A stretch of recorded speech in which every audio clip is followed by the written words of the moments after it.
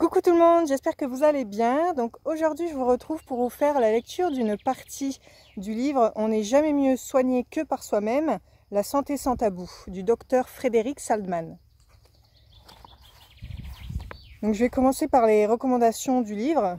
Les conseils proposés dans ce livre ne remplacent en rien une consultation chez votre médecin ou avec un spécialiste, car je ne prétends en aucun cas me substituer à un avis médical et votre docteur s'avère le seul apte à délivrer un diagnostic et un traitement adéquat, quel que soit votre état.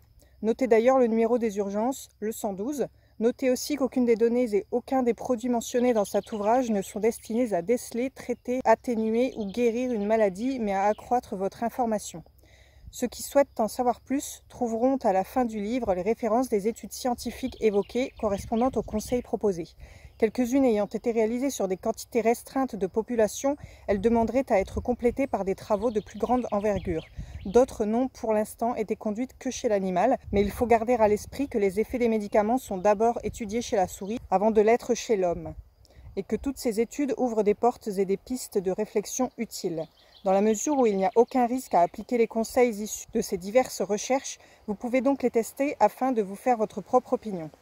Car une vérité demeure, la personne la plus à même de savoir ce que vous ressentez, c'est vous. Avec ce livre et les travaux qu'il évoque, forgez votre conviction pour déterminer ce qui vous fait du bien, vous y trouverez le meilleur de votre santé. Prologue. Et si vous deveniez votre propre médecin? Et si, oui, vous avez bien lu, celui à appeler au premier rhume, au moindre mal de ventre, à la plus petite douleur, c'était vous-même. Imaginez 24 heures sur 24, un docteur personnel serait à votre disposition, interviendrait sans délai et veillerait sur votre santé comme au lait sur le feu. Quoi de plus rassurant, merveilleux, réjouissant même? Vous sauriez vous dépanner tel le meilleur des garagistes. Vous n'auriez plus besoin d'attendre les secours car le SOS, c'est vous qui l'auriez déclenché et y auriez répondu.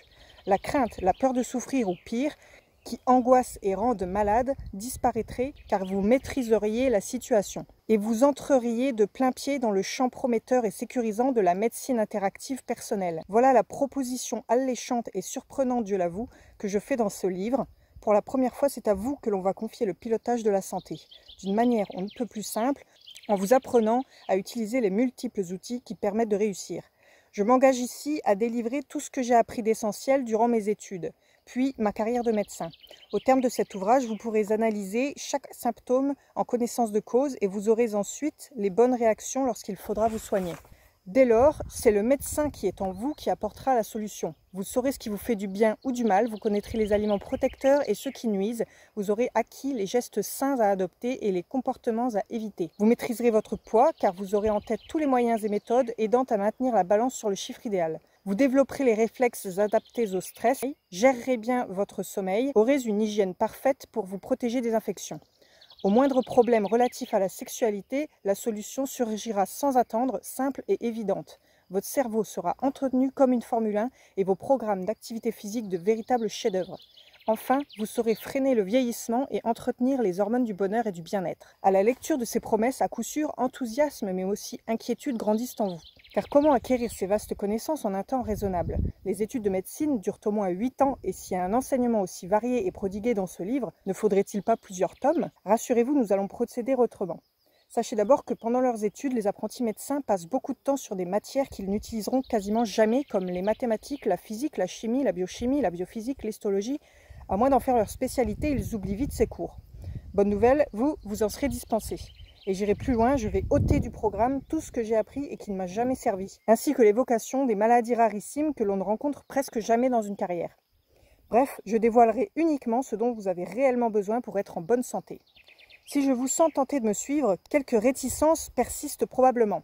Vous avez peur que soit ennuyeuse une telle somme d'informations délivrées d'un bloc? Vous pourriez avoir raison. Or, mon objectif avec ce livre est d'ouvrir, de créer, d'installer un échange actif entre nous. Si vous le lisiez passivement et oubliez tout dès le lendemain, à mes yeux, ce serait un échec. En revanche, si cet ouvrage améliorait ne serait-ce qu'un aspect de votre vie, alors je serai le plus heureux des hommes. Et comme je suis sûre qu'ensemble nous y arriverons, pour que mes enseignements soient efficaces, j'ai conçu l'ouvrage que vous tenez en main comme un jeu. Et pour cause, grâce à la zone du cerveau appelée système limbique, outil de mémoire solide fonctionnant sur le mode émotion-mémorisation, on ne retient bien quelque chose que si cela a créé en nous une émotion. D'où mon parti pris, l'amusement, parfois même la légèreté, pour exposer mon propos. C'est alors en souriant, voire en riant, à tout le moins en étant étonné, que vous découvrirez certains passages et mémoriserez sans difficulté les outils aidant à améliorer le bien-être et la santé, instruments aussi précis que fiables.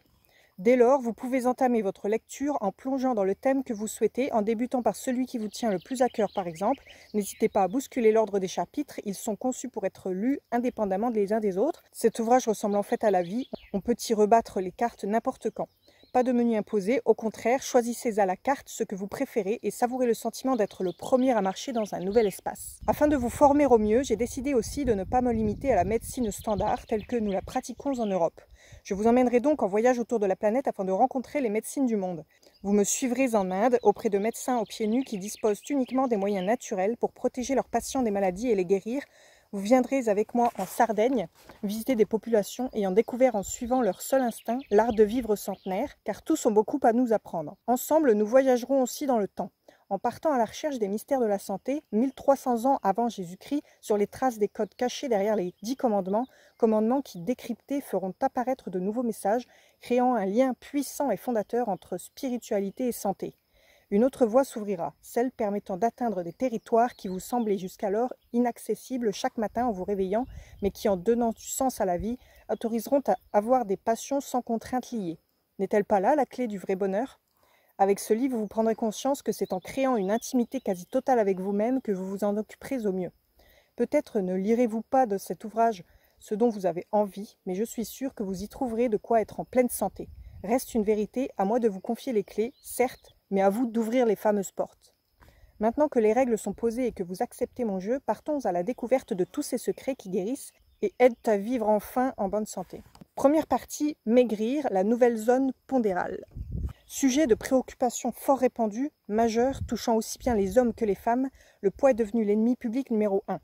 Mincir, maigrir, perdre des centimètres de tour de taille, des kilos en trop, voir la balance osciller dans le bon sens, beaucoup en rêvent. Les méthodes ne cessent de fleurir, puis se faner, disparaître, puis réapparaître, relooker, remarketer.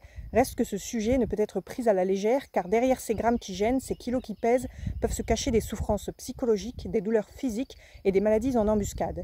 Or, il existe des gestes, des attitudes qui peuvent grandement alléger notre corps comme notre quotidien. Preuve que là encore, bien souvent, on n'est jamais mieux soigné que par soi-même. Dans cette première partie, je vais donc vous apprendre à maîtriser ce sujet. Comment ? D'abord en vous donnant les clés pour manger correctement, pour acquérir les bons réflexes permettant de vous alimenter sans vous mettre en danger. Ensuite, en regardant comment font les autres civilisations, celles qui n'ont pas ce problème. Enfin, en déculpabilisant et en faisant confiance à votre meilleur allié, vous. Cessez d'être votre propre boulet. Nourrir, c'est soigner. Alors cessons de nous infliger à cause de mauvais choix une maltraitance alimentaire. Retrouvons nos véritables besoins, ceux qui empêchent de s'alourdir inutilement, et mettons en place des principes simples et faciles à suivre au quotidien. Les règles du bien manger, une question de plaisir. La règle principale à suivre pour perdre du poids n'est pas de diminuer drastiquement le nombre de calories ingurgitées par jour, mais de retrouver la joie de manger. En premier lieu, décidez de ne plus consommer que ce qui vous fait plaisir. Chaque soir, avant de vous endormir, accordez-vous 1 minute pour penser à ce que vous avez avalé durant la journée, puis visualisez les aliments que vous regrettez d'avoir ingérés et ceux que vous avez appréciés. Quand dans les prochains jours, ces aliments se représenteront sur une carte ou dans votre assiette, vous saurez faire le tri et refuser ceux qui n'étaient pas essentiels, en appréciant d'autant plus ceux conservés. Ensuite, sauf contrainte sociale, ne passez plus à table parce que c'est l'heure ou pour faire comme tout le monde. Si vous n'avez pas faim, ne mangez pas. Vous éviterez ainsi de créer ces embouteillages qui font que votre système digestif débordé ne sait plus gérer l'excédent d'aliments.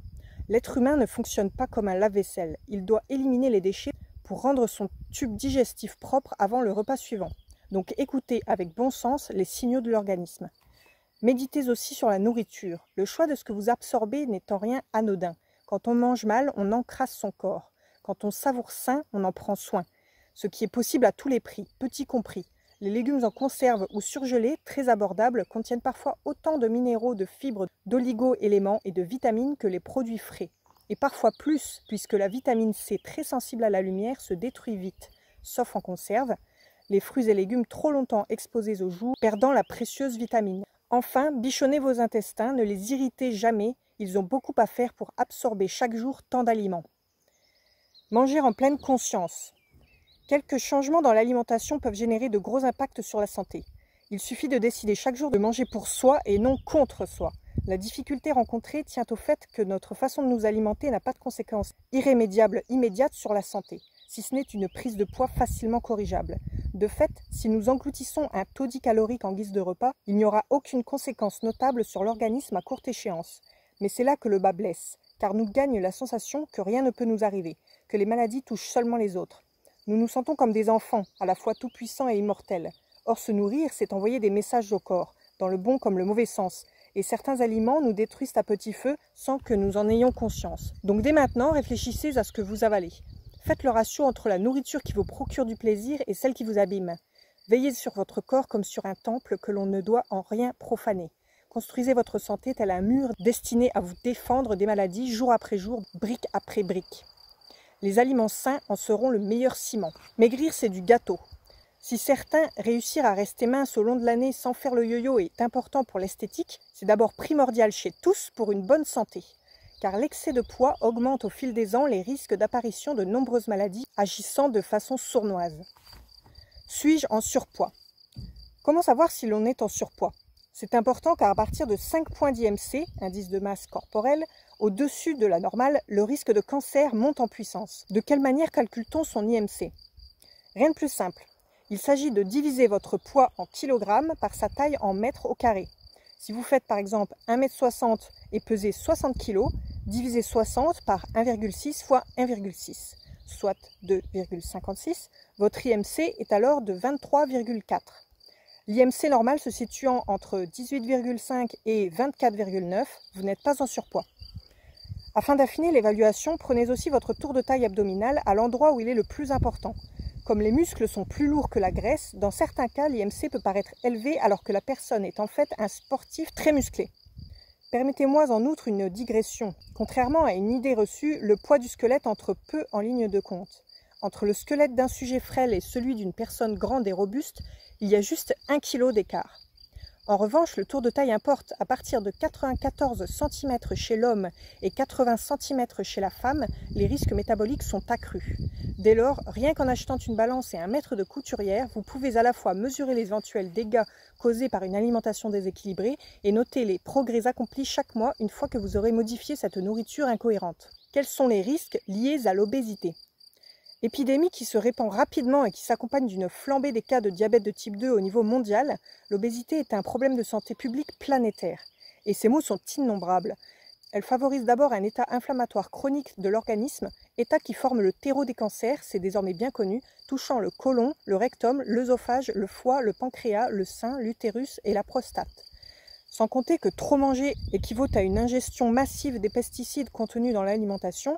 Le proverbe « c'est la dose qui fait le poison » prend ici toute sa dimension. Les risques d'infarctus du myocarde et d'accidents vasculaires cérébraux montent aussi en flèche avec l'excès de poids. L'obésité a en outre un effet désastreux sur le cœur et les artères qui irriguent le cerveau.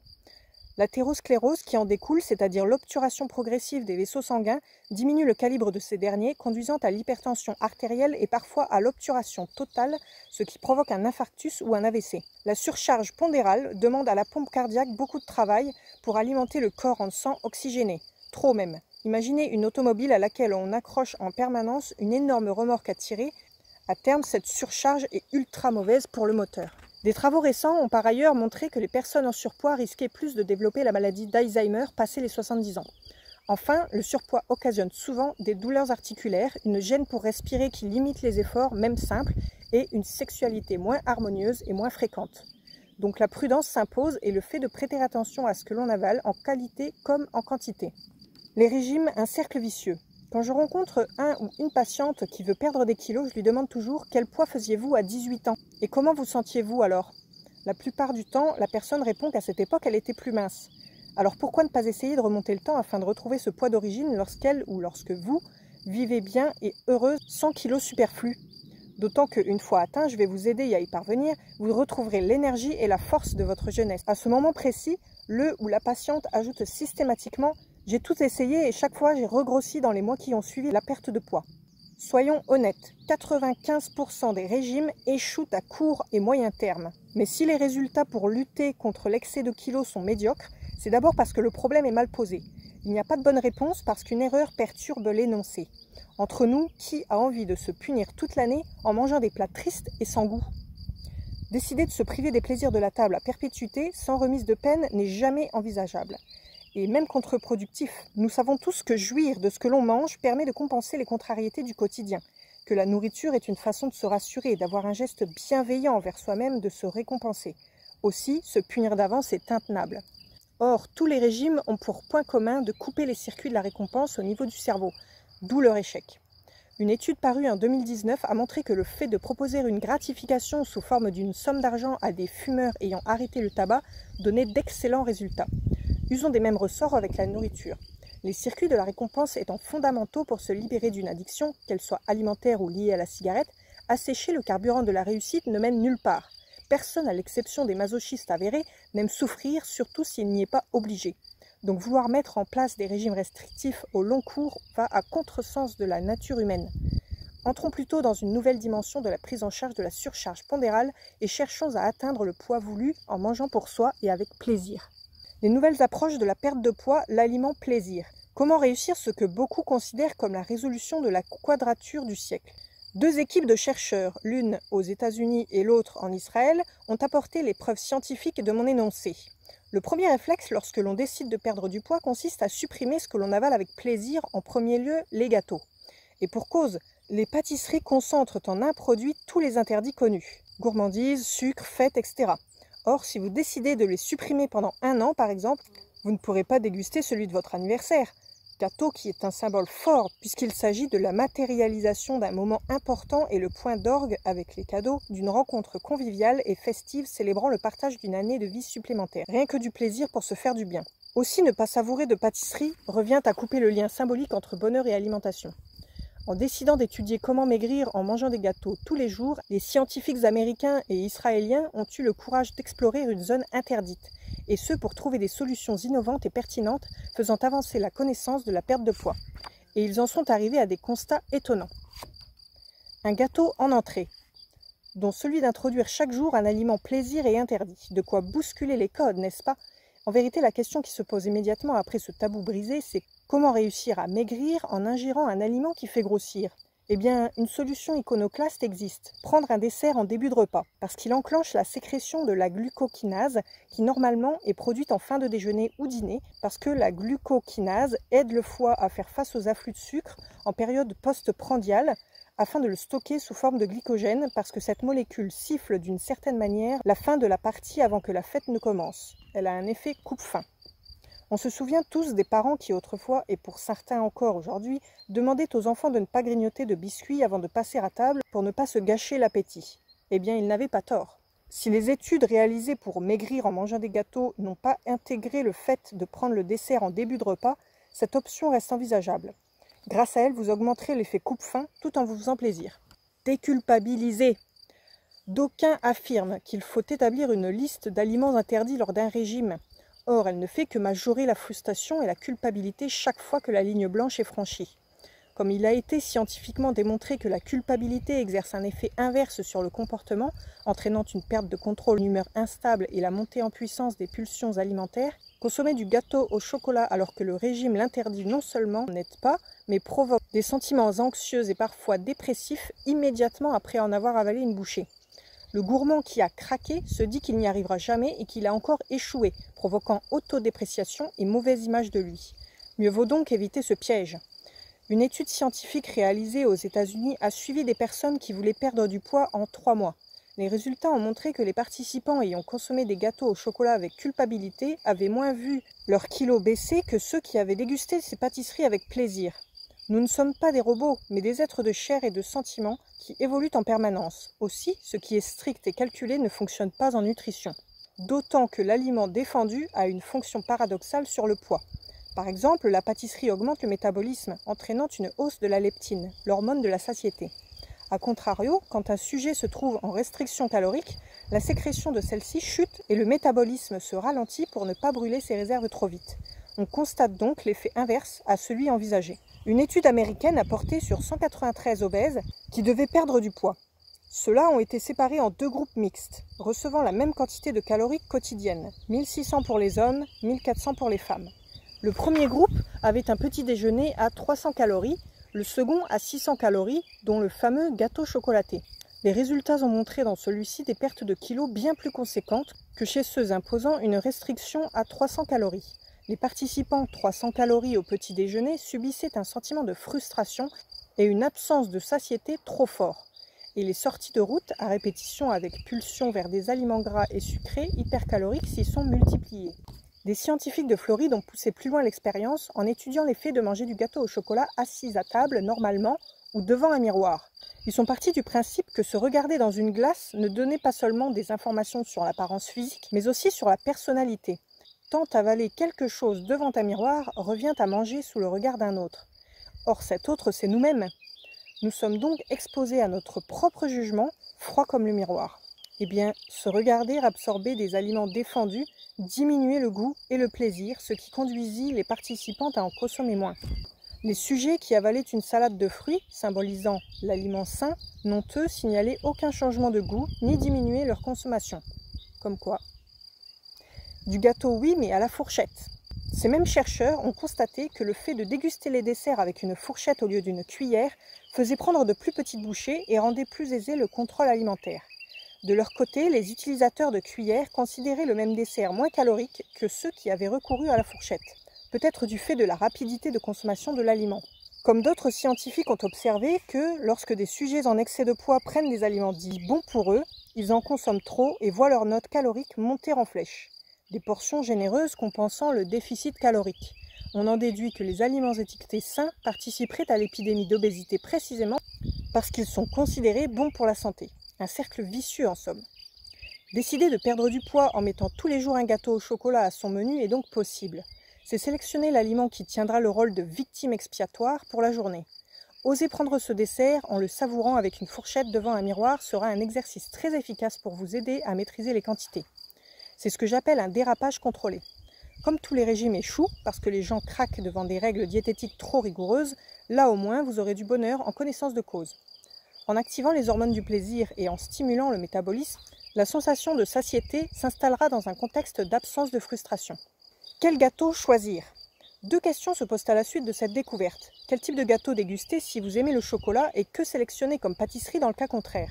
L'idéal est de faire vous-même ce dessert. Cela vous prendra quelques minutes de préparation à l'aide d'une recette ultra simple et accessible à tous qui, croyez-moi, en vaut la peine.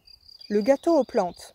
Voici une recette parfaitement adaptée à une alimentation hypocalorique et équilibrée. Mon secret, utiliser des plantes potagères excellentes pour la santé. L'ingrédient puissant que je vous invite à découvrir est la rhubarbe, utilisée depuis des siècles en médecine chinoise traditionnelle. Bien cuite, elle a de nombreuses propriétés. Très faible en calories, 14 calories pour 100 grammes, elle est riche en minéraux, vitamines, possède une teneur en fibres exceptionnelle, ce qui permet une régulation du transit et contribue à lutter contre la constipation. Cette dernière propriété est particulièrement intéressante car dans les régimes hypocaloriques avec restriction de graisse, huile comme beurre, la transition est souvent rendue difficile, ce qui peut augmenter les gaz et ballonnements. La rhubarbe contribuerait en outre à faire baisser le cholestérol. Je souligne que la partie comestible est uniquement la tige. Les feuilles doivent toujours être enlevées des préparations car toxiques. Ma recette de gâteau aux plantes comporte aussi du romarin ou du thym, au choix, qui confèrent un goût délicat à la préparation. En effet, quoi de pire lors d'une alimentation hypocalorique que de consommer des aliments inodores et sans saveur. Voici donc la recette du gâteau aux plantes pour 6 personnes. Une part de ce gâteau représente seulement 90 calories et génère une délicieuse sensation de satiété grâce à la texture très aérienne et à la présence de fibres en quantité importante. Un conseil supplémentaire, pour le manger, isolez-vous. Choisissez un endroit calme et prenez le temps de savourer en paix cet aliment plaisir. Vous ne ressentirez ainsi aucune frustration, mais au contraire un sentiment de plénitude heureuse. Le gâteau coupe-faim au chocolat. Voici une seconde recette pour ceux qui aiment le chocolat, un gâteau au chocolat coupe-faim qui ne demande que 10 minutes de préparation, 30 minutes de cuisson, mais procure 6 heures de satiété.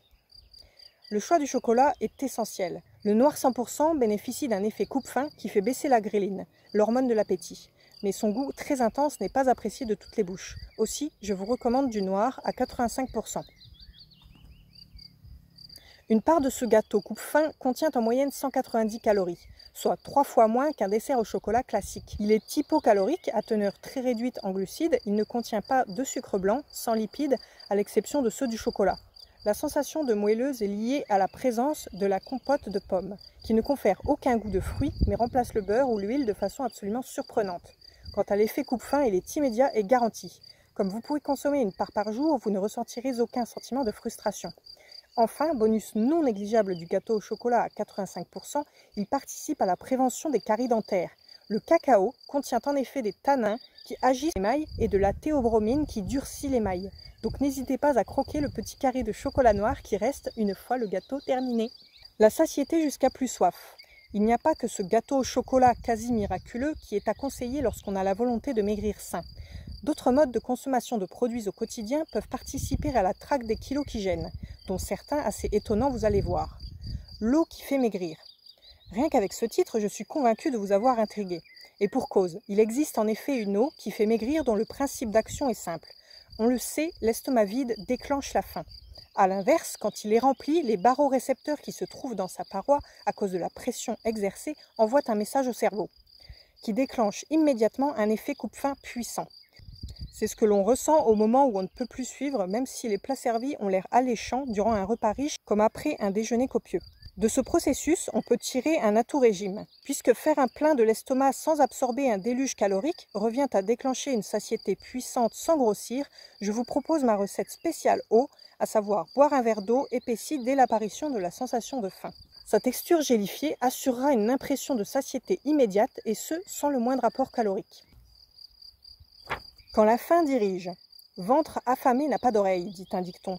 On ne peut plus vrai quand on sait que des scientifiques britanniques ont récemment découvert que lorsque l'on a faim, nos résolutions sont uniquement focalisées sur le présent et le court terme. En résumé, il ne faut pas attendre de décision. Quand un grand creux s'est créé dans notre estomac, ce ne seront pas les bonnes, l'objectivité ayant disparu.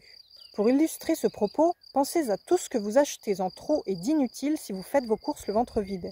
Conclusion, on avale un petit quelque chose pour éviter d'agir mal, voire de manger plus que de raison. L'expérience épinard. Il n'est pas vraiment beau, pas forcément bon, son goût ne plaît guère aux enfants par exemple. Bref, il semble ne rien avoir d'appétissant, mais est utile à l'évasion des kilos. Ce légume n'est autre que l'épinard. Jusqu'ici, on le conseillait volontiers dans un régime parce qu'il est peu calorique. Mais on lui a aussi découvert d'autres vertus. Ainsi, des chercheurs suédois ont montré que l'épinard contenait des thylakoïdes, substances qui favoriseraient la perte de poids en augmentant la satiété et en diminuant l'absorption des graisses. De leur côté, des scientifiques londoniens ont mis en évidence la présence d'une autre molécule coupe-faim, l'acétate. Émise naturellement par certaines fibres au moment de la digestion, elle est ensuite transmise de l'intestin au cerveau où elle intervient comme un signal coupant l'appétit, ainsi que des expériences l'ont attesté sur des souris. Si ces premiers travaux demandent à être confirmés chez l'homme, tirons-en déjà des leçons. Je vous conseille ainsi de les consommer régulièrement, si possible frais, même si ceux en conserves ou surgelés sont excellents, et en faisant votre marché le plus souvent possible, car quand on stocke des épinards une semaine au réfrigérateur, ils perdent 50% de leur vitamine B9. Et puis, testez par vous-même l'effet coupe-faim, préparez une belle portion d'épinards sans sel ni beurre en début de repas. Attendez 15 minutes et jugez combien ces feuilles vertes qui tapissent maintenant votre tube digestif réduisent votre envie de tout dévorer. Vérifiez vos plaquettes de frein pour éviter l'accident. Même lorsque l'on est le meilleur des conducteurs, lorsque les freins lâchent brutalement, on se retrouve dans le fossé. Pour le contrôle de la faim, c'est la même chose. Une fois prise la décision de perdre du poids ou de rester à son poids de forme à l'année, il convient de maintenir son système de freinage des pulsions alimentaires en bon état de fonctionnement. Une pratique et une prudence essentielles quand on veut atteindre de façon pérenne ses objectifs. L'alcool, l'ennemi numéro 1. Les dernières recherches scientifiques viennent de mettre en évidence le plus redoutable des mécanismes de destruction de ces freins, le verre de boisson alcoolisé, que ce soit le vin, la bière ou n'importe quel apéritif. Et pour cause, l'alcool ouvre l'appétit et retarde la satiété. Comment agit-il concrètement? Prenez un seul verre d'alcool au moment de l'apéritif, avec en plus des cacahuètes salées, ne serait-ce qu'une petite poignée, et le sel et l'alcool vous feront très vite lâcher les commandes. Comme l'alcool perturbe les hormones impliquées dans le contrôle de l'appétit, il devient très difficile de s'arrêter de manger quand on a commencé à boire. Par ailleurs, la perception des quantités ingérées se retrouve totalement faussée. Les inhibitions et les connaissances diététiques disparaissent pour laisser place à des pulsions vers les plats les plus caloriques possibles. D'autres recherches ont cherché à comprendre pourquoi beaucoup de personnes, lorsqu'elles rentrent d'une soirée arrosée, se précipitent sur le réfrigérateur pour avaler des aliments gras et sucrés. En comparant un groupe à jeun à un autre ayant absorbé plusieurs verres de boissons alcoolisées, les médecins ont constaté que le sobre ne passait pas par la case frigo avant d'aller se coucher, à l'inverse du second. Comme quoi, l'alcool dérègle tout.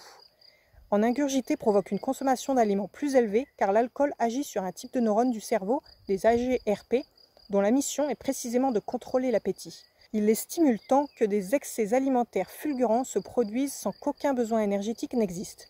C'est manger pour manger sans avoir faim, un désastre physiologique. À consommer avec modération. Alors, comment prendre un apéritif ou un verre de vin au cours du repas sans perturber son comportement alimentaire ? Je ne veux évidemment pas vous proposer de vivre en ascète en tournant le dos à tous les plaisirs de la table, puisque nous avons vu que ce n'était pas une solution à long terme et que la joie de vivre est essentielle pour demeurer en bonne santé. Et les apéritifs, les repas partagés en famille ou avec des amis, font partie de la convivialité comme de l'équilibre intérieur, tant nous avons besoin d'échanger avec les autres pour nous sentir bien. La résolution la plus facile à adopter est en fait de ne pas boire d'alcool tous les jours et de faire de chaque verre un moment d'exception. Le but est de reprendre la main sur les mauvais réflexes qui, sous couvert de convivialité, mettent en péril la santé. Si vous décidez de faire la fête un soir, et vous avez bien raison, prenez à ce moment-là la décision que vous ne ferez aucun régime. Vous ne vous sentirez plus coupable et ne serez plus tributaire des pulsions alimentaires qui compensaient votre sentiment de culpabilité. Ce que nous consommons affecte l'âge et nos erreurs nous font vieillir trop vite. Gardons les commandes pour veiller sur notre capital santé. Les Japonais, champions du monde de la lutte contre l'obésité. Je l'ai écrit plus haut, l'obésité se répand dans le monde entier comme un vrai fléau et attaque toutes les générations des plus jeunes aux plus âgés. Non seulement l'image de soi s'en trouve abîmée, mais notre santé paie les pots cassés. Un désastre. La communauté scientifique a constaté que certains pays sont particulièrement exposés, tandis que d'autres se protègent mieux. Quel est leur secret alors qu'aujourd'hui les mêmes aliments sont disponibles dans les linéaires des supermarchés n'importe où dans le monde ? En fait, ce sont les Japonais qui s'en sortent bien sur ce front, avec un taux d'obésité parmi les plus bas de la planète. Par quel miracle ne tombe-t-il pas dans le piège du surpoids sans se priver ? Pour comprendre, suivez-moi à la découverte des secrets de la cuisine nippone. Lavez les calories des aliments avant de les manger. Le riz blanc est l'un des aliments de base des Japonais, alors qu'il est riche en calories. Cuit, il contient en effet pour une portion moyenne de 200 grammes, 250 calories. L'index glycémique, qui indique la capacité d'un aliment à faire monter la glycémie, est en outre élevé, se situant selon les types de riz entre 60 et 80. Or, plus le taux de sucre dans le sang est élevé, plus les risques de diabète de type 2 augmentent, mais aussi l'obésité. Une partie des sucres se transformant en graisse dans le corps humain. Alors, comment les Japonais parviennent-ils à rester minces en consommant autant de riz ? Eh bien, ils le lavent. En le rinçant plusieurs fois avec soin jusqu'à ce que l'eau devienne pure, ils éliminent une partie de l'amidon, mais aussi des produits qui peuvent s'avérer toxiques comme l'arsenic. Et éliminer l'amidon diminue le nombre de calories et le taux de sucre dans le sang après le repas. Un scientifique du Sri Lanka ajoute à ce procédé sa touche personnelle, une cuillère à café d'huile de coco dans l'eau de cuisson qui accentue le nettoyage. L'autre conseil pour faire plus encore baisser l'indice glycémique du riz, c'est vrai aussi pour les pâtes, est de ne pas trop le cuire. S'il devient mou et collant, l'index glycémique trop élevé favorisera la prise de poids.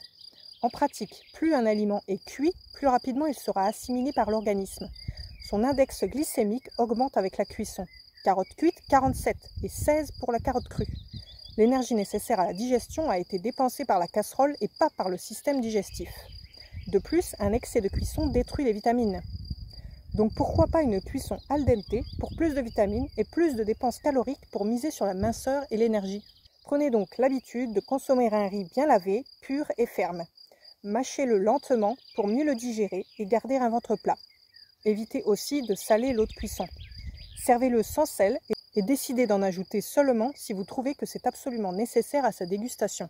Je me permets là encore un aparté. Maîtriser la quantité de sel vous permettra de mieux prendre votre santé en main car le sel allume l'appétit, augmente les risques d'hypertension artérielle et de cancer de l'estomac. Tentez de diminuer progressivement les quantités ou, pour accompagner le riz, adoptez des mélanges épicés. Abusez du thé vert. Continuons d'explorer les mystères minceurs du Japon et arrêtons-nous un instant sur la boisson nationale, le thé vert. Dans la mesure où il n'est pas servi trop chaud, ce qui augmente les risques de cancer de l'œsophage, il peut devenir un allié minceur simple au quotidien. Je tiens à souligner qu'il s'agit de thé bu sans sucre et sans édulcorant. Des recherches récentes montrent que cette boisson millénaire contient des actifs précieux pour garder la ligne. Dans les restaurants japonais, la tradition veut que le thé soit servi tout de suite en arrivant, en même temps que la serviette chaude pour se nettoyer les mains. Le fait d'entamer le repas bien hydraté avec 1 à 2 tasses permet de bien mieux contrôler sa faim. l'estomac à vide étant une poche de 0,5 litres mais qui peut atteindre 4 litres au cours d'un repas abondant. Une fois le thé bu, l'estomac n'étant plus vide, on contrôle mieux la situation. Le thé est ensuite servi tout au long du repas qui se termine souvent par une autre tasse de thé vert. Celle-ci évite de prendre un dessert tout en passant un moment agréable avec entre les mains une boisson que l'on consomme lentement et dont on peut se resservir sans le moindre risque calorique. Le thé vert agit donc comme un fil rouge au long du repas, imprimant à celui-ci un rythme lent qui permet de ne pas avaler trop vite les aliments. En effet, il est prouvé que plus un sujet mange vite, plus il grossira. Il s'avère donc idéal pour ceux qui souhaitent modifier leur mode de vie et maintenir leur poids de forme à l'année. Plusieurs études scientifiques ont essayé de comprendre comment cette boisson contribue à la baisse des kilos. Sachez d'abord que son goût relativement neutre n'excite en aucun cas l'appétit. Et ensuite que le thé vert contient de la caféine associée à des catéchines, composants dont on pense qu'ils accélèrent le métabolisme, autrement dit font brûler davantage que ce que l'on ingère, en particulier les graisses. Il y a peu, des chercheurs ont découvert aussi que le thé vert avait une action positive sur la flore intestinale en sélectionnant les bonnes souches pour limiter la prise de poids. Soyons cependant réalistes, boire du thé vert toute la journée ne vous fera pas perdre les kilos superflus. Sur le plan de sa formulation, je pense même qu'il contribue plutôt modestement à la perte de poids. Mais dans ce domaine, tout est bon pour mettre les chances de son côté. Au moins, s'adonner au thé vert s'inscrit-il dans une démarche de quête de sérénité et de maîtrise de soi, fondamentale dans celle des apports alimentaires. Face aux compulsions qui poussent à manger n'importe quoi générant la prise de kilos, le thé vert peut être le premier pas vers la sagesse et l'harmonie alimentaire. Mon conseil minceur, la recette double effet. Pour terminer ce chapitre, je vais vous livrer un secret. À la fin de la préparation du riz, faites infuser dans l'eau de cuisson un sachet de thé vert pendant 3 minutes ainsi que 2 clous de girofle, qui font office de coupe-faim.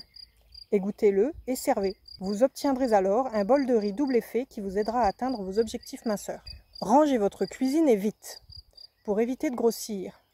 C'est aujourd'hui prouvé, une cuisine en désordre, où l'évier déborde de vaisselle sale, où les poubelles ne sont pas régulièrement descendues, où les emballages traînent un peu partout, où les torchons et les éponges sont tachés et hors d'âge, où la table de cuisine est parsemée de miettes, conduit à prendre des kilos. Car une cuisine en pagaille peut être le signe que l'on ne contrôle pas les comportements alimentaires, que l'on est soumise à des pulsions telles que l'on ose revenir sur les lieux du crime pour le ranger.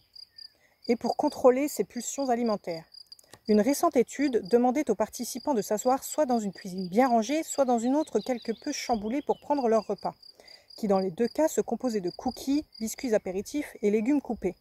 Les sujets installés dans la pièce mal rangée se sont sentis stressés par l'environnement chaotique et pour compenser le stress lié à cette vision ont consommé plus de calories. En moyenne, les membres du groupe Cuisine Propre ont absorbé 38 calories contre 103 pour l'autre. Beaucoup ont même reconnu s'être sentis hors de contrôle. Décider de maintenir une cuisine ordonnée traduit donc le fait d'être tout autant ordonné dans sa tête. Cela signifie que l'on a la situation en main et que les pulsions alimentaires se trouvent sous contrôle. Videz ses placards pour mieux les remplir. N'oubliez jamais que la cuisine est le tableau de bord aidant à bien piloter l'alimentation. Ranger placard ou réfrigérateur, cela a du sens. Certains produits sont des bombes caloriques redoutables qui abîmeront à la fois esthétique et santé. Pas la peine de les conserver à portée de main si vous savez qu'un jour ou l'autre vous pourriez craquer. Ne prenez jamais le prétexte de les dire présents au cas où des invités débarqueraient à l'improviste, car il demeure des tentations terribles. Et quand bien même des amis débarqueraient au débeauté, pourquoi leur servir des aliments malsains? Car il arrivera en effet toujours un moment où vous n'aurez pas le moral, où vous serez confronté à une bouffée d'anxiété, où vous vous précipiterez pour compenser le malaise passager vers ces aliments gras et sucrés avalés vite et en toute culpabilité sans en tirer le moindre plaisir, avec à la clé des kilos pour rien. Pour ne plus tomber dans ces pièges et se libérer des déluges caloriques, il faut activer le système limbique émotion-mémorisation du cerveau. Mémoriser durablement ce qui crée une émotion est la base pour passer à des comportements alimentaires maîtrisés. La solution, séparez-vous des produits qui se trouvent dans vos placards, réfrigérateurs et congélateurs, ceux dont vous savez d'avance qu'ils sont malsains pour le corps et la santé. Idéalement, ne les achetez pas, sinon donnez-les. Il y a malheureusement aujourd'hui dans la rue, près de chez vous, des gens qui n'ont aucun problème de poids, bien au contraire, et qui accepteront volontiers de tels dons. Dans le pire des cas, jetez-les. Vous ne vous débarrasserez pas d'aliments périmés, mais de produits nocifs, et dès lors, vous reprenez la main. Les papilles gustatives, nos alliés pour maigrir. La langue, l'organe du goût. Reprendre la main passe aussi par la connaissance du processus associé à l'absorption de la nourriture. Tout le monde sait et sent quand il met en bouche un aliment son goût. Un effet lié au contact avec la langue qui envoie des messages instantanés au cerveau, messages qui font apprécier ou non, en fonction des souvenirs, du passé, des appétences, les sensations gustatives ressenties. Le goût est donc un filtre efficace et aussi le gardien de la santé. Grâce à lui, nous recrachons par exemple les aliments avariés. Mais il peut aussi faire office d'accélérateur, nous incitant à renouveler sans arrêt la sensation délicieuse éprouvée, donc à manger jusqu'à saturation. Ce goût, il conviendrait de le maîtriser, sinon le dompter.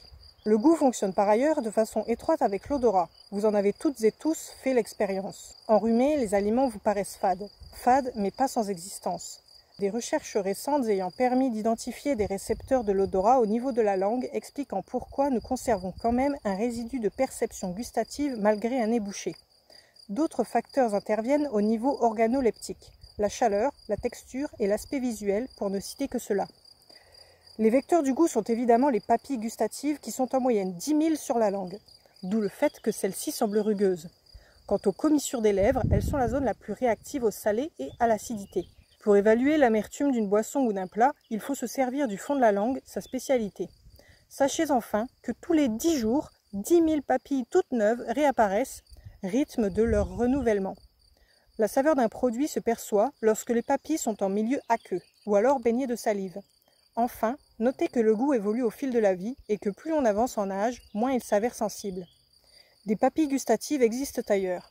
Découverte récente, la langue n'est pas le seul organe à posséder des papilles gustatives. Je vais vous surprendre, mais on en trouve aussi dans des parties du corps pour le moins insolites. Une équipe de scientifiques a un jour décidé d'étudier les récepteurs du goût de la souris. Et elle a été surprise de découvrir des papilles gustatives sur les testicules du rongeur, qui plus est très sensibles à la saveur sucrée. Une fonctionnalité liée en fait à la reproduction. Autre source d'étonnement, ces papilles étrangement placées perçoivent la même saveur que celle de la sauce soja des restaurants asiatiques. L'umami. En bloquant les récepteurs du goût chez la souris, les scientifiques ont réussi à les rendre infertiles, faisant chuter la mobilité des spermatozoïdes et augmenter le taux de malformation. De quoi en tirer des liens et enseignements chez l'humain pas inintéressants. D'autres récepteurs du goût ont même été mis en évidence au niveau de l'estomac, du pancréas et de l'anus. Comme quoi, dans ce domaine, il reste encore beaucoup à apprendre. Le goût des aliments sains, c'est bon pour le moral. Ce que l'on sait, c'est que le bon goût des produits sains protège le moral, la libido et l'énergie. Il vient ainsi d'être démontré que les graisses saturées issues de produits comme les chips, les burgers, les pizzas, passaient via le flux vasculaire vers le cerveau, en particulier l'hypothalamus, lequel intervient dans le processus de déclenchement des émotions et pourrait être un facteur déclencheur de dépression. C'est peut-être pour cette raison que les traitements antidépresseurs fonctionnent mal chez les obèses. En tout cas, on comprendrait mieux l'addiction et le plaisir que ces mets procurent à beaucoup.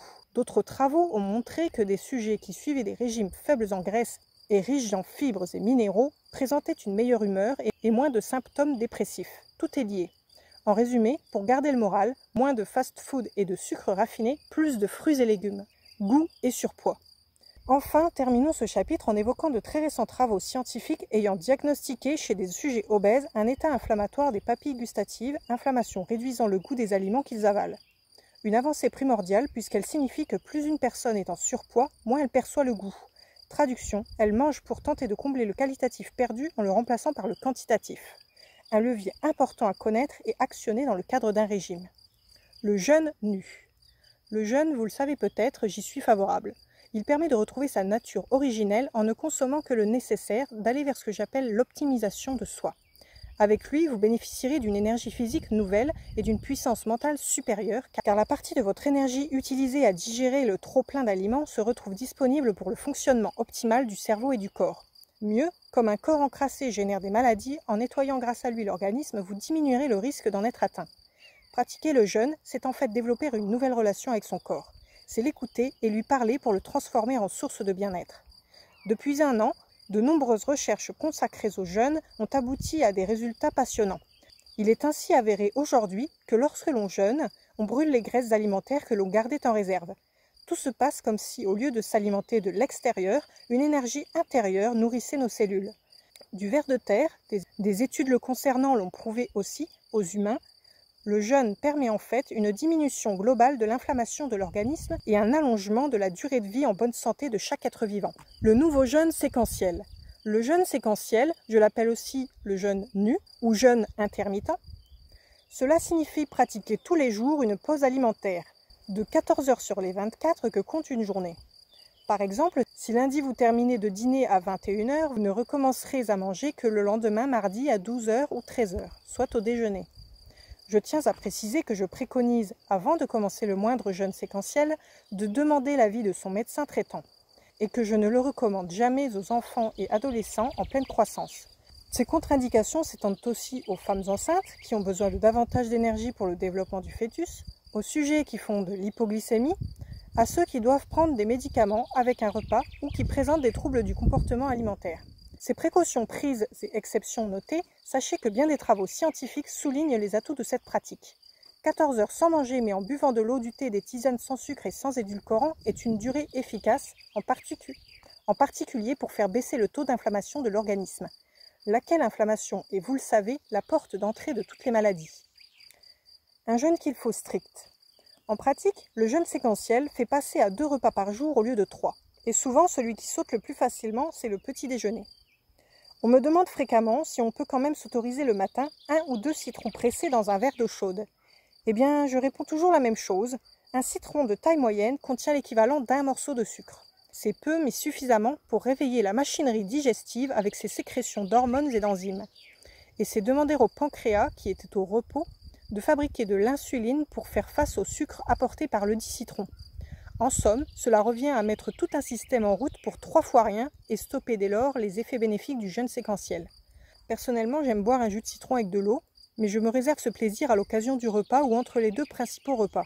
Attention toutefois à ne pas en abuser, le citron en excès attaque l'émail des dents, l'acidité dissolvant progressivement l'émail, assaut qui laissera passer les microbes vecteurs de caries. Conseil pour protéger les dents si on est amateur de citron pressé, le prendre au cours d'un repas. Et si vous voulez coûte que coûte sacrifier à ce rituel le matin à jeun, chaud ou froid, au moins buvez juste après un grand verre d'eau en faisant circuler la première gorgée entre vos dents comme si vous vous rinciez la bouche, cela enlèvera l'acidité. En revanche, ne soyez pas inquiet de l'acidité du citron dans l'estomac. Tous les jours, ce dernier produit 1,5 litre d'acide chlorhydrique concentré destiné à maintenir un pH très acide entre 1 et 3. Plus un pH est bas, plus un liquide est acide. Pour mémoire, l'eau a un pH de 7. C'est pour cela que je reste dubitatif quant à la notion d'aliments acides ou basiques, puisque après être avalés, ils se trouvent immédiatement dans un bain très acide. Lequel est une très bonne chose puisque l'acidité gastrique attaque les agents infectieux et active les enzymes digestifs nécessaires à la digestion. Quant aux parois de l'estomac, elles bénéficient d'une couche de mucus qui les protège efficacement. La nature est donc bien faite, aucune crainte à avoir. Bref, si vous décidez de suivre quotidiennement le jeûne séquentiel, au moins ne faites pas semblant. Toutes les religions du monde l'ont d'ailleurs compris. Quand elles parlent de jeûne, elles l'exigent strict. Parce que le moindre écart ruine la démarche spirituelle, mais aussi le bénéfice de santé. Parce que commencer à tricher sur la nourriture, c'est tricher avec soi-même. Une simple cerise ou une fraise annulera ce jeûne, souvenez-vous-en. Si, le pratiquant, vous n'avez pas pris de repas depuis une durée de 14 heures, il arrive que, bien hydraté, vous n'ayez pas faim. Ne cédez pas à la tentation de craquer en pensant qu'un simple gâteau apéritif ou une petite olive ne déclenchera rien de grave. Or, ils allument un appétit qui, alors, deviendrait difficile à contrôler. Jeûner, c'est être libre. Certains pratiquent le jeûne nu durant 24 heures comme Bouddha, ce qui correspond à un seul repas par jour. En fait, au-delà de 14 heures, c'est à vous de déterminer la durée du processus et ce, en fonction de votre appétit. L'homme étant le seul être vivant qui mange en regardant sa montre, avec des horaires réguliers pour le déjeuner et le dîner, ne vous mettez pas à table par réflexe ou parce que l'heure est venue, mais parce que vous avez tout simplement faim.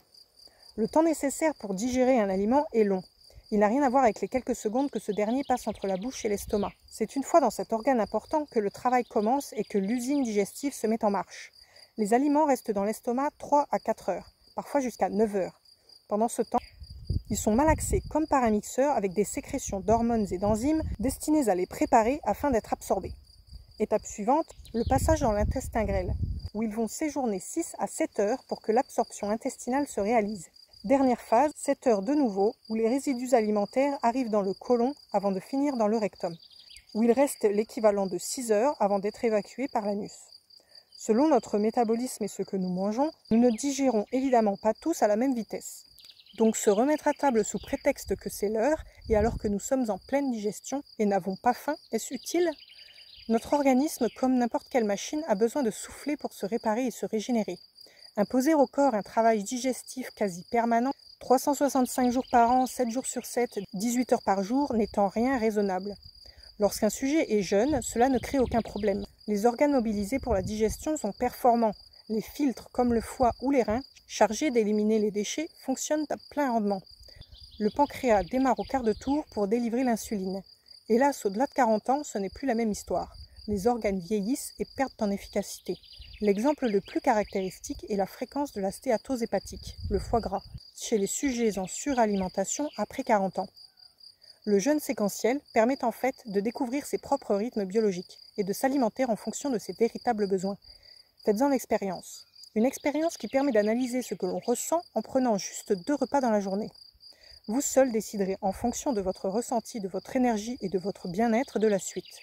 Et de la durée idéale du jeûne séquentiel, celle qui vous correspond précisément, tant ce qui est vrai pour l'un ne le sera pas forcément pour l'autre. Décider de pratiquer le jeûne séquentiel n'est toutefois pas une décision anodine. C'est placer sa santé en haut de ses priorités devant les obligations sociales. C'est aussi parfois s'opposer aux règles des repas imposés depuis l'enfance qui ne nous correspondent pas. C'est ne plus se forcer pour faire comme tout le monde, mais décider d'être soi. C'est enfin ne plus céder au « il faut passer à table », mais s'y installer lorsqu'on a réellement faim. Pratiquer le jeûne séquentiel revient à affirmer sa propre liberté. Jeûne séquentiel, tour de taille et ventre plat.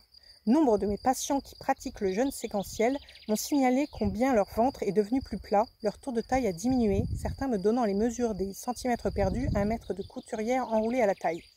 Évidemment, j'en suis heureux. À quoi tiennent ces évolutions ? Le ventre diminue de volume grâce au jeûne parce que les gaz intestinaux baissent. La graisse abdominale fond. En tant que médecin, j'attache une haute importance prédictive à la donnée qu'est le tour de taille, tant il est avéré que lorsque celui d'un homme passe de 90 à 110 cm, son risque de décès prématuré bondit de 50%, tandis que la femme, elle, accroît ce risque de 80% si son propre tour de taille passe de 70 à 90 cm.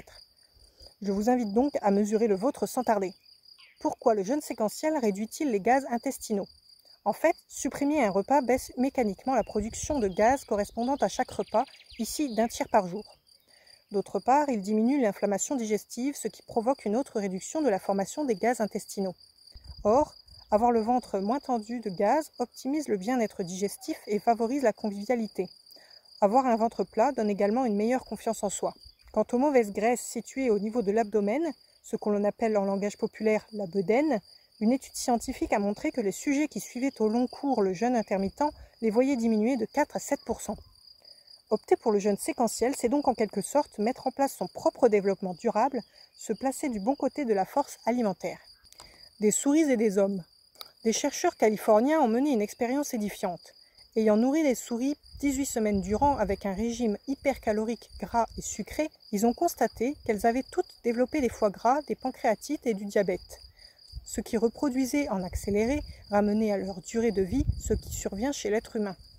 Les scientifiques ont ensuite constitué un second groupe qui, lui, absorbait le même type de repas, les mêmes calories, mais sur un espace de 8 heures, donc avec la méthode du jeûne séquentiel. Eh bien, ce panel, sur les 18 semaines d'expérience, est resté mince et en bonne santé bien plus longtemps. L'explication simple s'applique aux humains. La faim stimule la gréline, hormone de l'appétit, qui booste l'autophagie, à l'inverse de l'insuline qui la diminue. L'autophagie permet d'activer les défenses immunitaires et d'éliminer les cellules mal formées, malades ou mortes, génératrices de maladies. L'insuline est sécrétée par le pancréas dès que nous avalons le moindre aliment qui contient un tout petit peu de sucre. Or, elle intervient comme un fixateur des graisses dans le corps et fait grossir en agissant directement au niveau du cerveau pour bloquer la sensation de satiété et réduire les dépenses énergétiques. Alors l'appétit augmente et les dépenses en calories chutent. Soit un vrai désastre si l'on veut perdre du poids puisque le contrôle énergétique du corps se trouve perturbé dans le mauvais sens. De quoi faire bondir l'aiguille sur la balance. Le jeûne séquentiel rend heureux. Cerise sur le gâteau, il vient d'être démontré que le jeûne jouait de façon positive sur le BDNF. Brain Derived Neurotrophic Factor, facteur neurotrophique qui intervient dans la croissance des neurones, la mémoire, les capacités intellectuelles et la bonne humeur. Concernant ce dernier point, faites un test. Pensez à votre énergie et à votre joie de vivre en digérant un repas lourd. Vous vous sentez toujours fatigué et vaguement mélancolique. Maintenant, imaginez que vous ayez faim et que vous allez vous mettre à table après le jeûne. Vous vous trouvez plein d'énergie et de bonne humeur. Le jeûne, un excellent anti-âge. Autre vertu du jeûne séquentiel, son effet anti-âge.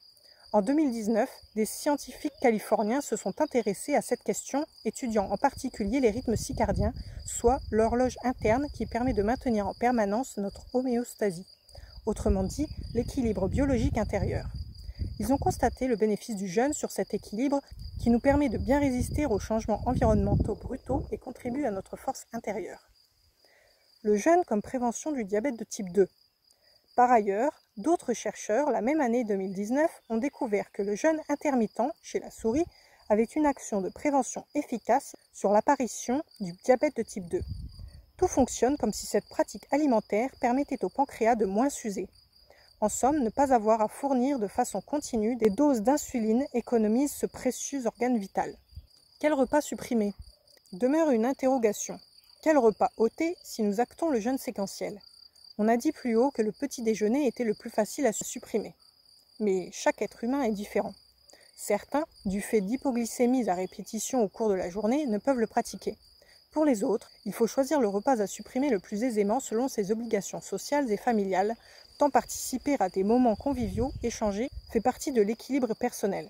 Évitez aussi de soustraire le repas qui correspond au moment de la journée où votre appétit est le plus fort. Quel qu'il soit, petit déjeuner, déjeuner ou dîner, il ne faut pas le sauter car cela perturberait l'harmonie de votre horloge biologique interne. Si vous faites partie de ceux qui ont le choix entre les trois, je préfère que vous transformiez le déjeuner en repas principal, parce que je me réfère à une étude britannique qui a comparé des femmes prenant exactement le même nombre de calories au déjeuner ou au dîner pendant 3 mois et constaté que celles ayant absorbé les repas caloriques le midi pesaient en fin d'expérience 1,5 kg de moins. Un repas par jour. Si vous en arriviez ou arrivez déjà à un seul repas par 24 heures, sachez que vous pourriez pousser plus encore les effets positifs du jeûne séquentiel. On constate ainsi, chez les sujets ne s'alimentant qu'une fois par jour, une chute globale de l'inflammation de l'organisme qui se traduit par la baisse de la protéine C réactive, la CRP, dans le sang. Mais soyons réalistes, il s'agit d'un luxe que peu de personnes peuvent s'offrir. Ainsi, lorsque vous suivez le jeûne séquentiel de 14 heures, observez ce que vous ressentez. En un mot, déterminez le moment précis où la faim s'allume en vous. Je le répète car c'est important, dans le cas d'un jeûne long, hydratez-vous en buvant en abondance de l'eau, des tisanes, un peu de thé et de café sans sucre. C'est à cette condition que cette expérience sera bénéfique pour votre santé. Quand la faim arrive, voilà pour vous le moment de passer à table. Vous ne suivez plus le rythme des autres, mais vous vous alimentez selon vos cycles et votre physiologie propre. C'est l'idéal. Pour que les effets biologiques du jeûne séquentiel apparaissent, ce dernier doit durer au minimum 14 heures. Certains peuvent être tentés de le prolonger jusqu'à 18 heures. Là encore, tout dépend de ce que vous ressentez, tant nous sommes chacun différents. Si vous n'avez pas faim au bout de 14 heures et conservez une excellente énergie, pourquoi ne pas tenter d'aller plus loin? C'est vous qui êtes le ou la mieux placé pour écouter les signaux émis par votre corps, le ou la seul à vous donner la bonne marche à suivre. La faim est le signal qui indique qu'il convient de s'alimenter. Si vous ne la ressentez pas, c'est que votre organisme a tout ce qu'il faut pour bien fonctionner. Ne forcez pas inutilement les choses parce que c'est l'heure de manger. Apprenez à respecter votre corps en ne le gavant pas sans raison. Vous pouvez très bien vous asseoir à table en famille ou avec des amis et prendre un thé, une infusion. Expliquez-leur que vous avez grand plaisir à partager ce moment, mais que vous n'avez pas faim pour autant. Attention cependant, au terme de 24 heures de jeûne, je recommande de prendre un repas, même si la sensation de faim n'est pas apparue. Pour moi, telle est la limite à ne pas franchir. Vous constaterez d'ailleurs, après quelques bouchées, que l'appétit revient. Veillez enfin, si vous ne prenez qu'un repas dans la journée, à ne surtout jamais chercher à rattraper les 2 autres en mangeant trop et trop vite. Une chose est sûre, en pratiquant régulièrement le jeûne séquentiel, vous finirez par atteindre ce point d'équilibre qui vous correspond, ce point qui préserve les ressources naturelles de l'organisme. Faire pénitence. Beaucoup vivent la suppression d'un repas comme une pénitence. Il est d'ailleurs difficile de conduire un jeûne séquentiel lorsqu'on est cerné par les odeurs, les bruits de fourchette ou la vision de plats appétissants. Plus le niveau de stimulation neurosensorielle est fort, plus la tâche sera ardue. C'est pourquoi il ne faut pas que la suppression soit vécue comme une souffrance. Jamais de privation quand l'on est en quête d'une libération. Gagné par le sentiment de mener une lutte acharnée contre vous-même, comprenez que vous ne tiendrez pas. Non seulement vous craquerez, mais en plus vous vous en voudrez d'avoir été faible. Or, nous savons tous par expérience que lorsque l'on ne suit ni n'atteint l'objectif fixé par dépit, on se lâche en avalant n'importe quoi, on maltraite son corps pour se punir et on se dit « au point où j'en suis », alors le cycle des échecs à répétition se déclenche. Les premiers temps, je conseille donc, quand vous décidez de sauter un repas, de vous isoler. Faites de ce moment une rencontre privilégiée avec vous-même. Votre énergie n'étant pas descendue dans le ventre pour assurer la digestion, elle offre une puissance qui aide à penser plus vite et plus fort.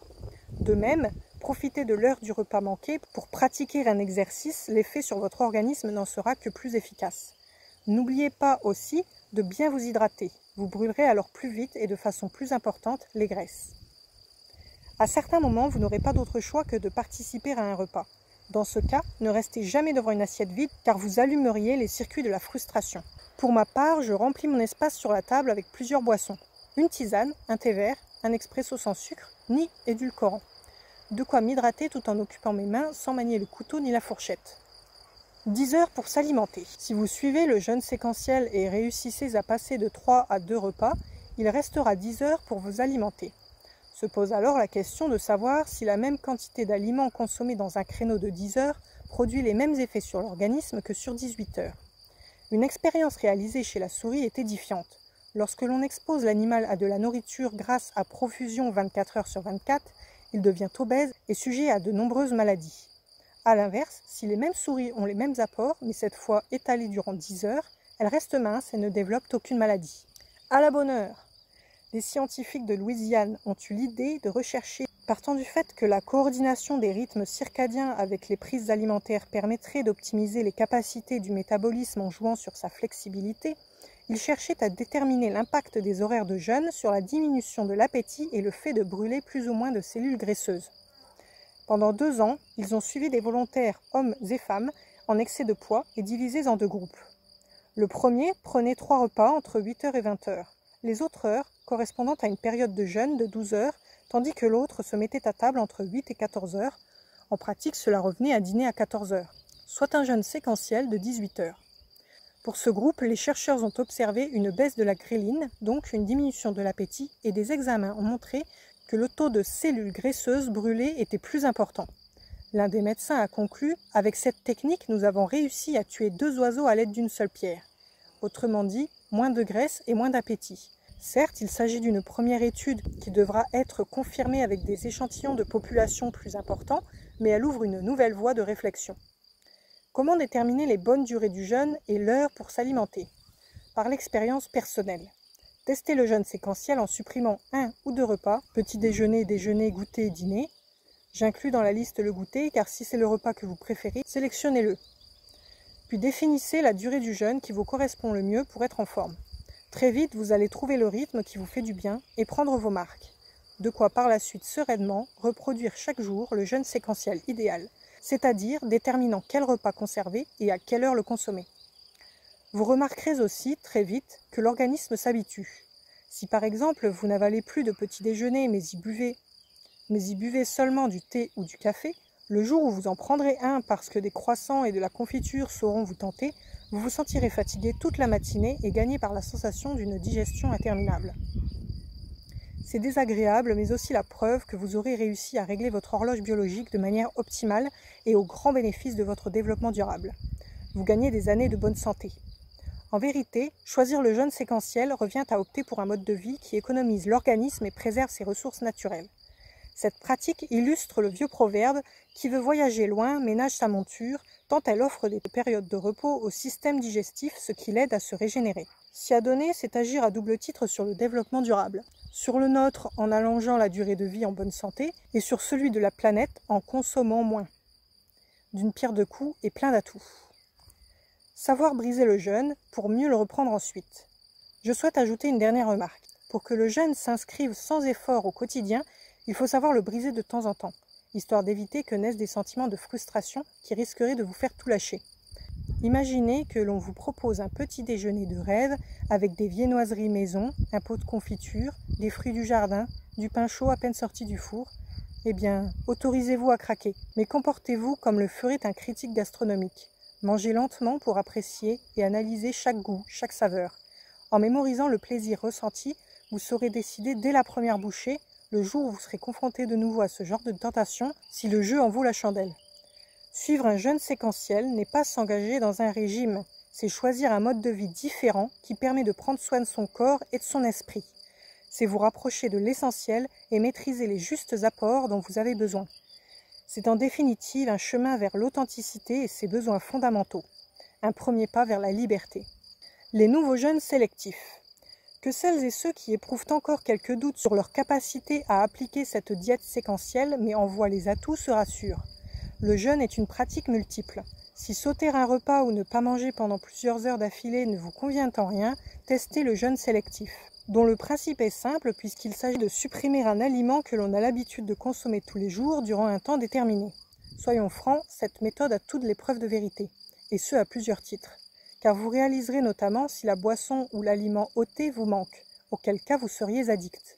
Comme l'addiction est un ensemble de chaînes invisibles qui vous rendent prisonnier d'un produit sans l'avoir choisi et qui se traduisent par un état de manque, le même que celui enduré par les fumeurs, les alcooliques et les drogués, la découvrir avec un compagnon anodin du quotidien apparaît très souvent comme une totale révélation. Or, constater combien l'on peut s'en passer, sentir que l'on reprend sa liberté en l'éliminant font un bien immense. Car il existe une différence fondamentale entre avaler une boisson ou un aliment par pulsion réflexe et choisir volontairement de là ou le déguster. Dans le premier cas, cela ressemble au processus faisant que l'on se gratte parce que cela démange. On l'avale vite sans là ou le savourer. Dans le second, émerge au contraire une douce caresse sur les papilles et la langue, dans le seul but de se faire du bien. L'aliment miracle n'existe pas. Une règle demeure intangible, la bonne alimentation est diversifiée et variée. Alors qu'on me demande souvent s'il existe un super aliment, un aliment miracle même, capable de procurer du plaisir sans faire grossir, ma réponse est claire et sans appel. Pas du tout. Aucun ne contient l'ensemble des éléments nutritifs nécessaires au bon fonctionnement de l'organisme. C'est seulement en associant les aliments que l'on obtient le meilleur résultat pour son corps. Les addictions alimentaires ruinent notre santé. Elles poussent à perdre le contrôle, à manger trop et tout le temps la même chose, ce qui est préjudiciable voire nocif. J'ai en tête l'image des oies que l'on gave pour obtenir du foie gras. Au début, le gavage est un supplice pour les animaux que l'on force à manger en plaçant dans leur gosier un entonnoir. Mais après quelque temps, plus besoin de les contraindre car ce sont elles qui réclament de plus en plus de nourriture. Et qui finiront avec un foie gras, indolore mais néfaste pour leur avenir dans les deux sens du terme. Un tel destin arrivera aux humains s'ils continuent, pour ceux qui le peuvent dans les pays développés, à se gaver de nourriture. Le foie est un filtre nécessaire au bon fonctionnement du corps. Gras, en médecine on parle pudiquement de stéatose hépatique, il ne fait plus son travail correctement. Et comme lorsque n'importe quel filtre se trouve bouché, les substances toxiques, notamment les pesticides cancérigènes, s'accumulent. La mauvaise alimentation se lisant sur le visage, je reconnais les personnes adeptes de fast-food qui absorbent le cocktail aliments gras, salés, sucrés, d'emblée à leur teint brouillé, à leur air fatigué et prématurément vieilli. Or, c'est exactement le contraire qui apparaît chez ceux privilégiant les aliments sains au quotidien. Leur vitalité et leur fraîcheur de vivre se remarquent au premier regard. Ils sont aussi plus dynamiques. Et pour cause, la digestion d'une orgie calorique implique pour l'organisme une énergie considérable, forcément épuisante. Décidez d'arrêter un aliment ou une boisson et analysez votre ressenti dans les semaines qui suivront. Vous verrez que passé la période délicate de la première semaine où vous êtes encore accro, de nouvelles sensations apparaîtront qui vous surprendront. Et si vous reprenez la consommation de l'aliment ou de la boisson laissés un temps de côté, vous constaterez ne plus le ou la consommer de la même façon. La compulsion aura laissé la place au plaisir. L'expérience du café. Des médecins britanniques de l'université du Sussex ont procédé à une enquête approfondie auprès de 800 personnes ayant décidé d'arrêter un mois durant leur consommation de café sous toutes ses formes. Les résultats ont montré dans les 6 mois suivant ce jeûne des résultats étonnants. D'abord, leur consommation de boissons alcoolisées avait baissé. Ensuite, une légère perte de poids a été notée. Surtout, une amélioration du sommeil ainsi qu'un meilleur fonctionnement des fonctions immunitaires sont apparus. Comme beaucoup de personnes ont tendance au fil des ans et à leur insu à accroître leur absorption de café, ces conclusions sont instructives. Si 3 cafés par jour pourraient avoir des effets bénéfiques sur la santé, à partir de 6 tasses, c'est l'inverse qui se produit. Le trop est là encore l'ennemi du bien. Exercice pratique, arrêtez le sel. Autre ingrédient auquel nombre de consommateurs sont addicts, le sel. Là encore, osez vous en passer. Faites l'essai suivant. Mangez sans en ajouter dans aucun de vos plats durant plusieurs semaines. Au début, vous trouverez ceux-ci fades et insipides. Aussi, n'hésitez pas à utiliser des herbes et des épices, du poivre, à recourir au vinaigre, au gingembre frais ou au citron pour relever le goût de ce que vous avalerez.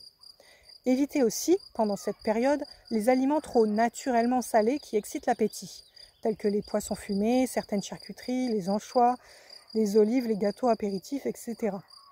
Certes, l'expérience sera délicate, mais dès la 3e semaine, vous constaterez combien vous aurez changé. D'abord, vous ne ferez plus partie de celles et ceux qui saltent avant même d'avoir goûté. Votre seuil de tolérance en ce condiment s'étant effondré. D'autre part, sans suivre d'autres régimes que de diminuer la consommation de sel, vous donnerez un coup de frein à votre appétit et perdrez des kilos. Enfin, vous réduirez de façon drastique le risque d'hypertension artérielle et de cancer de l'estomac. Osez bannir d'autres produits. Maintenant que vous avez réussi avec le sel, passez au sucre. En arrêtant les sucres dans les boissons et les desserts durant 3 semaines, vous modifierez le seuil sucré de votre cerveau et baisserez le risque de diabète de type 2 ainsi que le chiffre affiché sur votre balance. Par la modification des seuils sucrés et salés cérébraux, non seulement vous désamorcerez les leviers d'addiction des boissons et des aliments, mais vous n'aurez plus à faire de régime pour rester mince et en bonne santé. Seuls vos nouveaux critères de plaisir vous guideront désormais sur la voie du succès. Permettez-moi un aparté relatif aux boissons alcoolisées. Le jeûne sélectif est très efficace dans la consommation d'alcool. Très vite, en vous les interdisant, vous vérifierez si vous contrôlez ou non la situation et s'il est temps de prendre le problème à bras-le-corps. Lorsqu'on est conscient de consommer en excès tel aliment ou telle boisson, faire le test du jeûne sélectif pour évaluer son degré de dépendance et retrouver les chemins de la liberté est aussi révélateur que salutaire, voire primordial. Certes, on doit au début mobiliser toute la force de son mental pour réussir, la plus grande difficulté durant les jeûnes sélectifs consistant à ne pas replonger à la moindre contrariété, mais quelle fierté et quelle meilleure santé au bout du compte. Alors maintenant, lancez-vous, tenez bon et foncez droit vers le vrai plaisir. L'avocat me fait mentir. Depuis toujours, je recommande, afin d'être en bonne santé, une alimentation équilibrée et surtout diversifiée au quotidien qui permet de délivrer chaque jour à l'organisme les nutriments lui étant nécessaires. Pourtant, il existe un aliment que je proposerai régulièrement à vos menus. L'avocat. Notre organisme, mécanique de haute précision, devient très fragile avec le temps. Si l'on cherche à éteindre la faim avec une bonne satiété à 40 ans comme à 20 ans, la machine forcée de fonctionner en sur-régime risque de lâcher. Or, l'inflammation qui découle d'une alimentation déséquilibrée, porte d'entrée de toutes les maladies, est l'ennemi de la santé. S'autoriser des écarts de temps en temps n'est pas grave, ils font partie de la vie. Mais la répétition des erreurs alimentaires, elle, est problématique. En particulier l'excès de sucre sous toutes ses formes. Pour absorber celui-ci, le pancréas doit produire de l'insuline. Moins les aliments sont sucrés, moins nous le sollicitons et plus nous le préservons. Les aliments ne sont-ils pas d'ailleurs classés par rapport à leur charge glycémique qui détermine leur impact en termes de sucre sur le corps?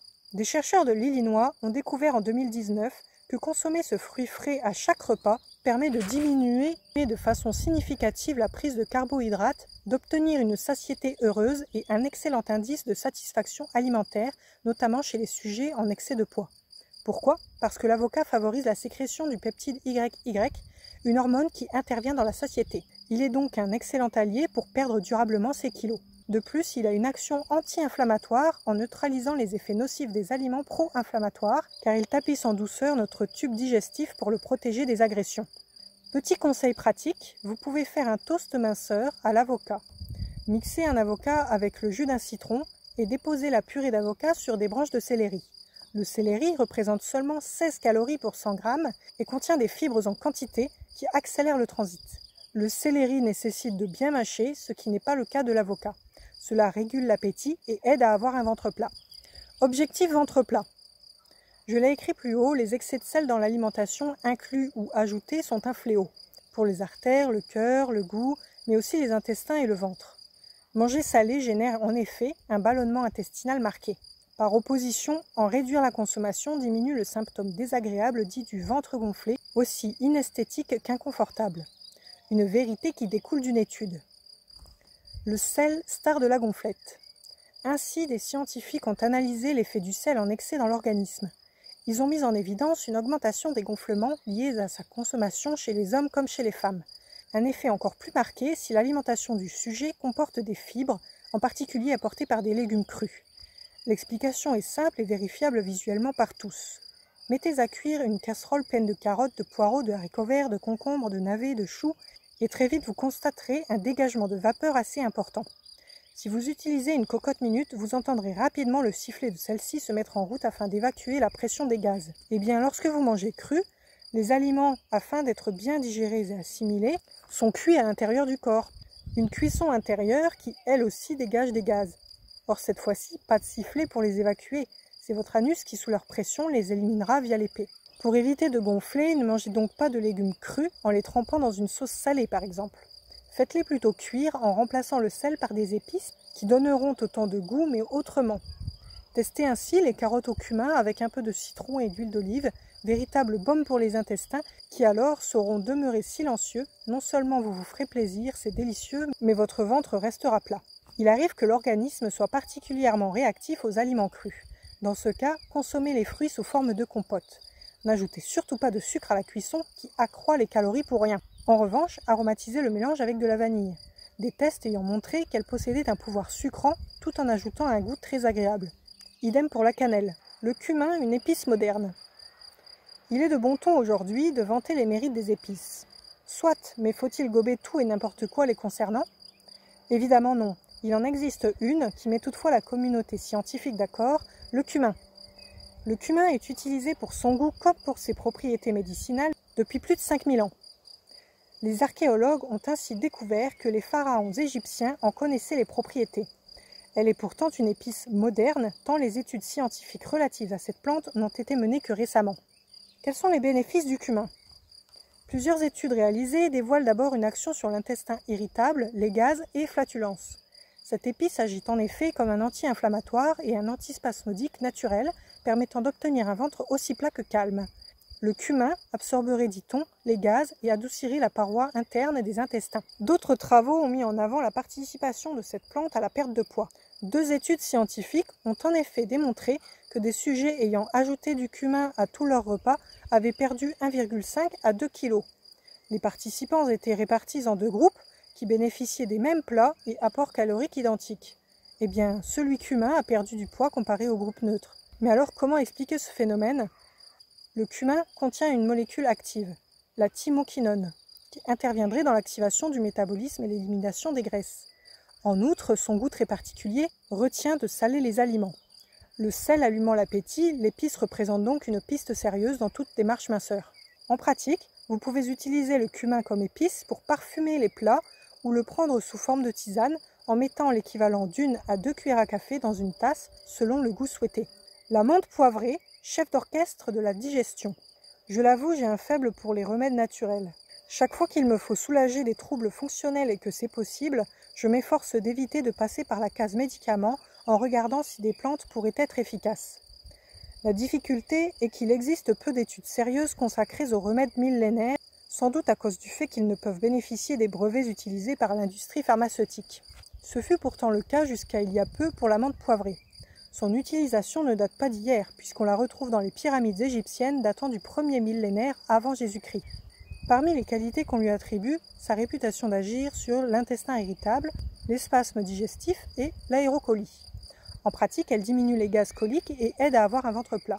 La réduction des flatulences après les repas durant lesquels elle a été consommée a été mise en évidence chez un nombre significatif de patients. Elle permet encore d'apaiser les reflux acides de l'estomac vers la cavité buccale. Elle est enfin une potion qui a bon goût et procure une haleine fraîche et agréable. La recherche nous donne des éclairages objectifs sur ses effets concernant la sphère digestive. En 2019, des médecins californiens ont démontré qu'une cuillère à café de menthe poivrée aidait la nourriture à descendre plus vite. Les scientifiques ont étudié des sujets présentant après le repas des reflux acides ou d'air avec une sensation de gêne et de pesanteur au niveau de l'estomac, tous ayant fait au préalable un bilan complet montrant qu'ils ne souffraient d'aucune maladie. Il s'agissait donc d'un problème spastique et de mauvaise synchronisation dans la digestion. Après avoir avalé une petite cuillère de menthe poivrée, les résultats ont évolué. 63% des sujets virent ces symptômes désagréables disparaître complètement. Les médecins en ont conclu que la menthe poivrée agissait en relâchant les muscles de la partie basse de l'œsophage. Comme elle peut être prise de différentes façons, en tisane très concentrée, en faisant infuser des feuilles fraîches soigneusement lavées, vous pouvez boire l'équivalent d'une tasse chaude ou froide selon votre goût ou sous forme de préparations à base d'huiles essentielles. S'en passer serait dommage. N'oublions pas que pour limiter au maximum les gonflements, le repas doit être pris assis, en mangeant lentement, en prenant le temps de bien mâcher les aliments afin qu'ils soient ensuite faciles à digérer grâce à l'action des enzymes. Le tout en évitant les boissons gazeuses. C'est mettre toutes les chances de son côté pour avoir un ventre plat et élégant. 6 conseils pour maîtriser son poids. Comment s'y retrouver au milieu des multiples injonctions entendues ici ou là, colportées ici et là, lorsqu'on veut faire attention à son poids? Cette question, bien des personnes se la posent, perdues et éperdues d'apprendre des conseils simples et efficaces tenant à distance les kilos superflus. Voici quelques idées reçues à bannir et bons plans à suivre. Dis-moi comment tu te tiens, je te dirai ce que tu manges. Se tenir debout avant un repas change la perception des goûts. C'est le constat fait par des chercheurs de Caroline du Sud, qui expliquerait pourquoi tant de sauces accompagnent les plats proposés dans les fast-foods. Les clients de ce type de restaurant attendent debout leur commande. Il faudrait relever le goût de ce qu'ils vont manger. Pour retrouver votre palais, si vous êtes resté debout un quart d'heure avant le repas, attendez donc 5 minutes avant d'entamer celui-ci. Un tête-à-tête avec votre assiette qui vous aidera à retrouver le goût de ce que vous avalez, mais aussi à mieux maîtriser vos pulsions alimentaires en prenant votre temps. Que se passe-t-il en cas d'orage calorique inhabituel? Nous ne sommes pas de marbre, capables de résister à toutes les tentations. L'envie parfois est si forte que nous cédons.